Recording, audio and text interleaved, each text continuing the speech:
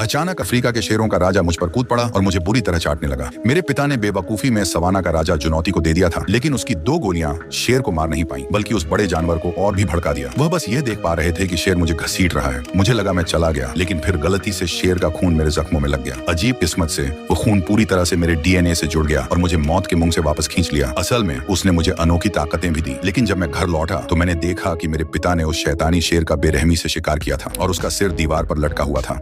उम्मीद थी कि इससे मेरा डर खत्म हो जाएगा, लेकिन मैं स्वभाव से हत्यारा नहीं था। मेरे पिता को इस तरह जिंदगी की परवाह नहीं थी। मैं अंदर से टूट गया था और वैसे भी अगर उस शेर के खून की एक बूंद भी ना होती तो मैं पहले ही मर चुका होता। इस पॉइंट पर हमारे बीच जोरदार लड़ाई हुई और हमारा पहले से ही नाजुक रिश्ता पूरी तरह टूट गया। अपने पिता के कंट्रोल से आजाद होने के लिए मैंने घर छोड़ने का फैसला किया और अपनी माँ के जन्म की जगह चला गया। लेकिन उस समय मुझे बिल्कुल अंदाजा नहीं था कि मेरे शरीर में इतना बड़ा बदलाव आ गया है। अपने भाई को अलविदा कहकर मैं जल्द ही रूस की राजधानी से निकल गया। मैं रेगिस्तान के खेतों में पहुंचा, यादों के सहारे अपनी जगह ढूंढ रहा था। लेकिन मैंने अभी कुछ ही कदम उठाए थे कि जमीन हिलने लगी। मेरे कानों में गड़गड़ाहट तेज होती जा रही थी। मैंने पीछे मुड़कर देखा कि दूर से धूल उड़ रही थी। अफ्रीकी भैंसों का एक बहुत बड़ा झुंड बहुत तेजी से मेरी तरफ दौड़ रहा था। मुझे पता था कि मैं भाग नहीं पाऊंगा, इसलिए मैंने अपनी आंखें बंद कर ली, अपना सिर अपनी बाहों में लपेट लिया, जमीन पर दुबक गया और प्रार्थना करने लगा कि भैंसें मुझे छोड़ दें। लेकिन हैरानी की बात यह थी कि उस झुंड ने मुझे कोई नुकसान नहीं पहुंचाया, बल्कि वह मेरे चारों ओर ऐसे बह गया जैसे पानी पत्थर के चारों ओर हो और गड़गड़ाते हुए आगे आ गया। मैंने देखा कि एक ताकतवर भैंसा ठीक मेरे सामने खड़ा था। हालांकि उसके बाल छोटे हो रहे थे, लेकिन उसकी आंखें गहरी और मजबूत थीं। यह साफ था कि वह ग्रुप का लीडर था। वह बूढ़ा भैंसा आखिरी भैंसे के जाने तक मेरी रक्षा करता रहा, फिर मुड़कर अपने ग्रुप को आगे ले गया। इस अजीब मुलाकात ने मुझे एहसास दिलाया कि मुझ में न सिर्फ जंगली जानवरों से बात करने की अनोखी शक्ति आ गई है,